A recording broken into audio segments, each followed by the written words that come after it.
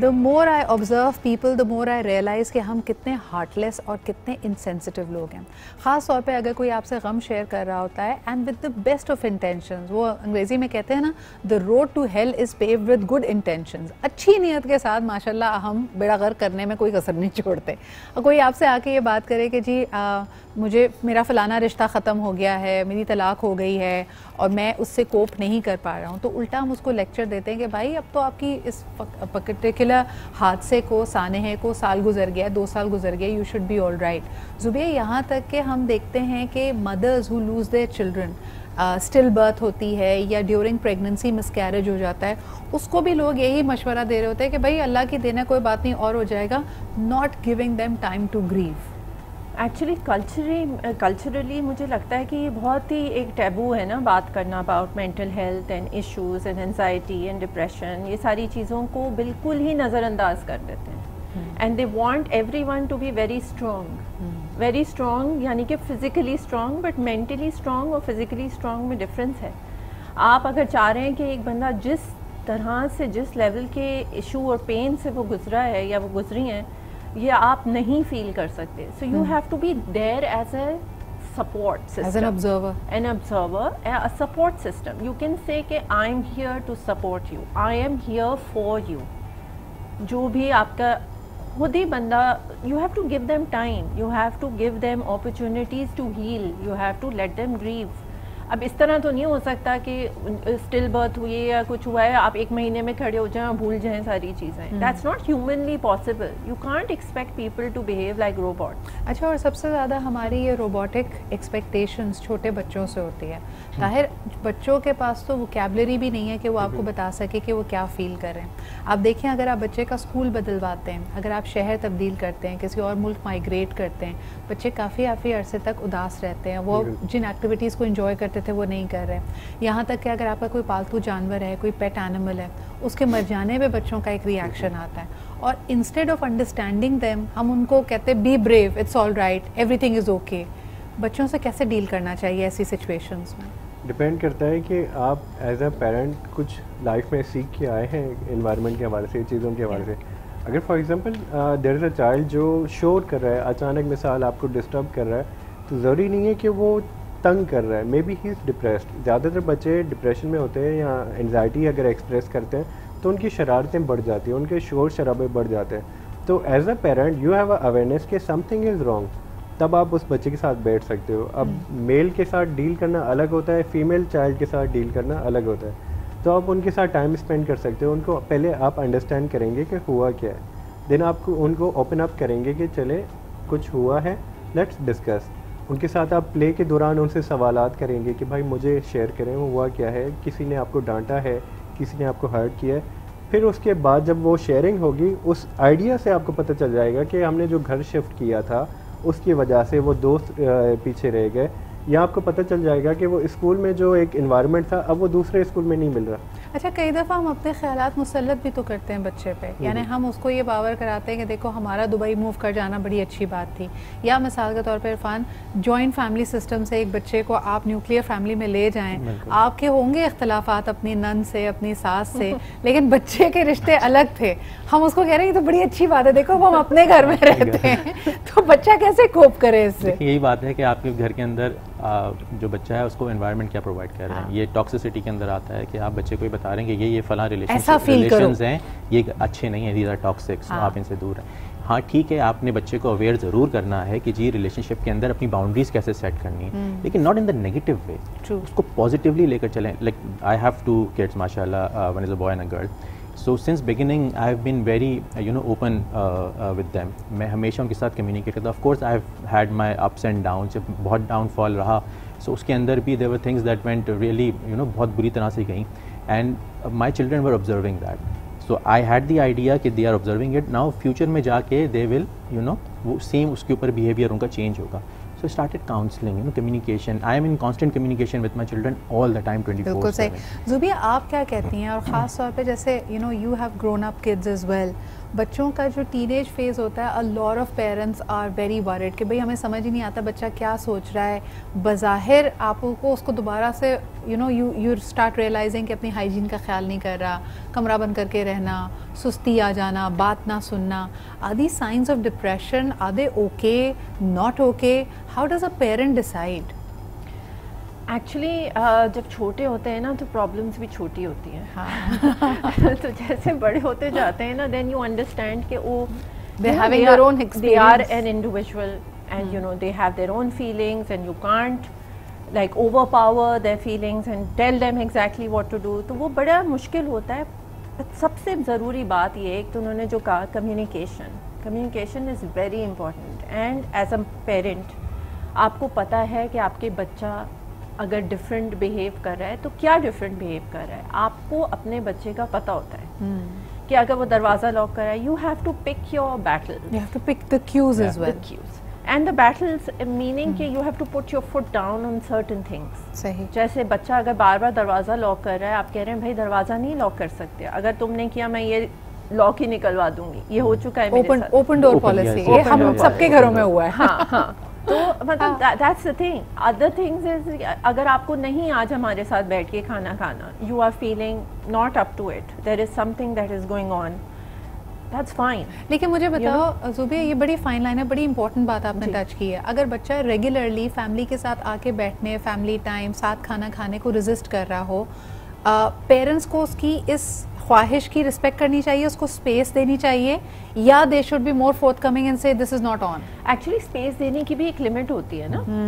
आपने एक दिन कर दिया, 2 दिन कर दिया, अब तीसरे दिन तो आप नहीं कर रहे। हाँ, talk it out, discuss with us. We have every night we sit down and we discuss things, what happened today. मेरी बेटी is 16 and a half, my son is almost 14। So we sit down and we discuss things कि आज क्या गलत हुआ। I always ask them at the dinner table, आज गलत क्या हुआ था?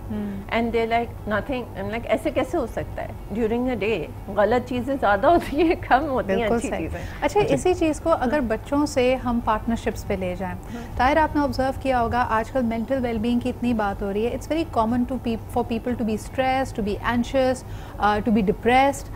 तो स्पाउसेस की क्या उस वक्त रोल होता है, और ख़ास तौर पे अगर दोनों मेंटल आउटलुक की डिफरेंट स्टेजेस पे हों? अगर वाइफ डिप्रेस फील कर रही है फॉर वट एवर रीज़न, या husband stressed and depressed feel कर रहा है, दोनों एक दूसरे को सपोर्ट कैसे दे सकते हैं? बिकॉज एक को ये फील हो रहा होता है कि यार this is too much of an obligation. बच्चा तो चलो आप उसके प्राइमरी केयर गिवर्स होते हैं, एडल्ट से आप एक एक्सपेक्टेशन है कि अपने अपने इमोशंस का खुद ख्याल रखो भाई प्लीज़। तो उस वक्त स्पाउस बेचारा क्या करे? इट डिपेंड्स कि पहले बात आती है अंडरस्टैंडिंग की, कि उनको शख्सियत की अंडरस्टैंडिंग, कि उनकी पर्सनालिटी क्या है, आपकी अपनी पर्सनालिटी क्या है। जैसे एक इंट्रोवर्ट है, एक एक्सट्रोवर्ट है। एक्सट्रोवर्ट की फीलिंग अलग होती है, इंट्रोवर्ट की फीलिंग अलग होती है। एक्सट्रोवर्ट को मनाना भी अलग होता है, इंट्रोवर्ट को मनाना भी अलग होता है। तो अगर एक एक्सट्रोवर्ट डिप्रेशन में है तो हम कहेंगे कि भाई उन्हें मनाना ईजी है, लाइक उनको अंडरस्टैंड करवाना, उनको ओपन अप करना ईजी है। क्यों? क्योंकि एक्सट्रोवर्ट खुद चाहता है कि भाई अच्छा इन्वायरमेंट हो, बाहर घूमे फिरे, बातें करे, हर चीज़। बट इंट्रोवर्ट को डिप्रेशन से निकालना बहुत टाइम टेकिंग है, उनको अंडरस्टैंड करना पड़ता है, उनको ट्रीट करने का जो है सिस्टम है, उनकी रिक्वायरमेंट है वो डिफरेंट होती है। तो एज अ स्पाउस अगर फॉर एग्जांपल एक मेल है, हस्बैंड है, वो जो है एक्सट्रोवर्ट है, उनकी वाइफ इंट्रोवर्ट है, तो पहले उनको पता होना चाहिए कि डिप्रेशन है क्या और इनकी पर्सनैलिटी कौन सी है, फिर उस पर्सनैलिटी के साथ डील कैसे करना है उस हिसाब से। फॉर एग्जांपल अगर एक इंट्रोवर्ट उदास है, परेशान है या डिप्रेशन में है, तो आप डायरेक्ट उससे जाके सवाल नहीं करोगे बताओ तो हुआ क्या है, कुछ शेयर करना है, मैं हूँ तुम्हारे साथ, मैं तुम्हारा बेस्ट फ्रेंड हूँ, सालों से हम साथ हैं, हमने हर जो है मरहले साथ गुजारे, मुझे बताओ। अब पर्सनालिटी के हिसाब से इंट्रोवर्ट को खामोशी चाहिए होती है, उससे कोई बात ना करे, उसे स्पेस दिया जाए, उसे तंग ना किया जाए, उसे उसके हाल में छोड़ा जाए, बट उसके सामने बैठे। बात ना करें बट सामने बैठे। सामने बैठने का मकसद उनको फील आए कि देयर इज स्पेस दे, सेंस ऑफ बिलोंगिंग हो, उनको एक किसी के होने का एहसास हो। I would like to share my personal experience. Irfan एक छोटा सा ब्रेक लेते हैं, वापस आएंगे, इस पे ज़रूर बात करेंगे कि पार्टनर से उस वक्त रिक्वायरमेंट क्या होती है, सपोर्ट सिस्टम से क्या रिक्वायरमेंट होती है, और चले सारा का सारा सपोर्ट सिस्टम अपनी जगह हो, लेकिन आपने अपने आप को कोडिपेंडेंसी से भी रोकना है। If you are going through something, जिस तरह जुबिया ने शुरू में कहा, at the end of the day you are responsible for your emotional well being. ये जिम्मेदारी आपने खुद कबूल करनी है और अपने आप को उस दलदल से निकालना है। Yes there will be help, but the primary helper is you yourself. हम कह रहे हैं it's okay to be not okay, यानी अगर आप किसी नेगेटिव इमोशन से गुजर रहे हैं, अपने आप को वक्त दीजिए, चाहे आपको अकेलेपन की ज़रूरत हो, you want to deal with it in silence, in isolation, या लोगों से मदद मांगिए अगर उसकी ज़रूरत हो। एंड अगर क्रॉनिक चीज़ चल रही है, 3 हफ्ते से ज़्यादा आपको सिम्टम्स लग रहे हैं, so please go out and seek professional help. इसमें कोई आर नहीं है। थोड़ी देर पहले हम बात कर रहे थे कि स्पाउसेस की या दोस्तों की हेल्प कितनी इंपॉर्टेंट होती है, लेकिन एट द सेम टाइम मैं अपने पैनल से पूछना चाहूँगी कि जो केयर गिवर की फटीग है वो भी बड़ी रियल है। आपके लिए आसान नहीं है, क्योंकि अगर आप प्रोफेशनल थेरेपिस्ट नहीं हैं और आप उसी शख्स के साथ जगह, स्पेस, लाइफ शेयर कर रहे हैं जुबिया, आप एक दिन सपोर्ट देंगे, महीना सपोर्ट देंगे, there will be times when this person will become overbearing. तब आप खुद हेल्दी कैसे रहें while you are trying to give support? देखिए, as a person I feel हर एक के पास कोई एक ऐसी चीज़ होनी चाहिए जो खुद की हो, अ हॉबी और you know whatever, an exercise routine, कुछ भी है जो कि खुद का होता है। 1 घंटा ड्यूरिंग द डे आपका अपना टाइम है वो, उसके अंदर ना आपको परफेक्ट बहू बनना है, ना परफेक्ट बीवी बनना है, ना परफेक्ट माँ बनना है। आपको जो है वो बेसिकली अपने बारे में सोचना है, बिकॉज अगर आप खुद हेल्दी रहेंगे mentally, then only you can provide the support and help that everyone requires in the house. So I feel खुद के लिए भी कुछ करना बहुत ज़्यादा ज़रूरी है, और उस मेंटल स्पेस में रहने के लिए, एक हेल्दी मेंटल स्पेस में रहने के लिए you need something of your own. जब आप दूसरों की सिर्फ परेशानियां नहीं सॉल्व कर रहे हो, या घर के मसले सॉल्व नहीं कर रहे हो, या आप अपने प्रोफेशनल लाइफ के भी इतने मसले होते हैं जो कि आप घर में ना ला रहे हो, so there are multiple things. A woman is always multitasking, चाहे वो घर में हो चाहे वो बाहर हो। सही। 1 घंटा सिर्फ अपने लिए एक टाइम हो, एक चीज़ होनी चाहिए जो अपनी मेंटल वेलबींग के लिए हो। अच्छा, यू फील इरफान के लोग इमोशनली रीच आउट करते हैं ना, तो उसके लिए उनको लगता है कि वो बहुत वल्नरेबल हो रहे हैं, they want to be very brave, और अगर उनको जो उनकी परसीव्ड सपोर्ट होती है कि भाई मुझसे कोई प्यार से बात कर ले, मुझे इस तरह से बात करे, बड़ी स्पेसिफिक एट टाइम्स आपकी नीड्स होती हैं, अगर वो फुलफिल नहीं होती तो इंसान और शट डाउन कर जाता है, ऐसा भी होता है एट टाइम्स। यस, देखिए फिर वही बात होती है इंटरनली, यू नो एक बुक है ना, the power of positive thinking, I think Norman theory की समथिंग की जी। सो वो यही है उसके अंदर कि what you think you are, ठीक है। सो आपकी इंटरनल थिंकिंग क्या चल रही है, if deep down inside you are thinking positively, ठीक है, सो आपका जो आउटसाइड है, सामने से जो आपको इन्वायरमेंट जो आपको मिल रहा है, उससे भी आप जो है वो पॉजिटिव वाइब्स ही रिसीव करेंगे। अगर नेगेटिविटी आपके अंदर है, you have to create your environment, you can not be vulnerable to the environment, to the outer environment. आप अपना एनवायरनमेंट खुद बनाते हैं, सही। It's entirely up to you कि आप किस तरह से उस फेज से बाहर निकलते हैं। अगर कोई देखें, ये चीज़ें दोनों के ऊपर एप्लीकेबल होती हैं, इन टाइम्स ऑफ प्रोस्पेरिटी भी, कि आप बिल्कुल ओवरवेल्म्ड हो गए हो, this is it, I am at the pinnacle of success and मुझे तो सब कुछ मिल गया, दैट्स नॉट इट। तो वहाँ पर भी यू हैव टू बी काम। तो अभी मैं कल वही सुन रहा था, a talk of Robert De Niro की, वो यही कह रहे थे कि when you are getting success, a massive success, तो वहाँ पे आपने पागल नहीं हो जाना है, बी काम, कि everything is dispensable. I have seen people come and people go, I have seen successes, I have seen downfalls. So ये एप्लीकेबल होता है, वो तो खैर सक्सेस की बात कर रहे थे, but in times of despair की भी यही बात है कि जब आपके ऊपर शदीद गम है, you're feeling it just this is the end of the world. I have had this personal experience, ठीक है, जहाँ लगा कि बस दिस इज़ ओवर। सो वहाँ पे जो है वो आपने क्या करना चाहिए था, आपने जो है वो either you should stick with that situation, ठीक है, और उसमें बैठ के ना कि यार अब तो ये हो गया, मैं क्या करूँ, and you start feeling gloomy and moody and लगे कि भाई this is the end of the world. Second phase ये है कि you pick up best moments out of. अच्छा, दूसरा ये भी कि हम जैसे कहते हैं कि बहुत सारे कोचेस ये एडवाइस देते हैं कि आपकी थॉट्स पे कई भी कभार आपका कंट्रोल नहीं होता। If you not very mindful तो नेगेटिव थॉट्स आके आपके जहन को ओवर पावर कर लेंगी। लेकिन if you do not perpetuate it, if you don't dwell on it, तो वो थॉट आके थोड़ी देर में यानी वो नेचुरल उसकी ट्रांजिशन ही होगी कि आपके जहन से निकल जाएगी। ताकि the problem that we do is कि वी फेस्टर ऑन इट। कोई चीज़ हमारे जहन में अगर आ जाती है, हम बैठ के उस पर वॉलो करते हैं, हम उसके बारे में सोचते हैं, हम उसको पकाते हैं, हम उसको एक बड़ा कॉम्प्लेक्स सा इशू बनाते हैं खुद। How should we stop ourselves from doing that? Regarding thought process, अगर आप मिसाल एक थॉट के बारे में सोचते हो तो आपके न्यूरॉन, आपके ब्रेन के न्यूरॉन ऐसे काम करते हैं कि एक थॉट से दूसरी चीज़ें निकल आती हैं। अगर for example you are talking to a person से याद आया फैमिली से याद आया कि भाई कल फटा हुआ था, कल फटे से याद आया कि मेरा फटा 6 साल पहले एक दोस्त से हुआ था। फिर दोस्त से याद आया कि एक दोस्त मुझे मिसाल हर्ट कर चुका है। तो अब बात कहाँ से स्टार्ट हो रही थी और वो बात कहाँ जा रही है। तो ये पूरा प्रोसेस आपका होता है कि एक थॉट से कनेक्टेड हज़ारों थॉट्स होती हैं, वो एकदम से टर्न ऑन हो जाती हैं।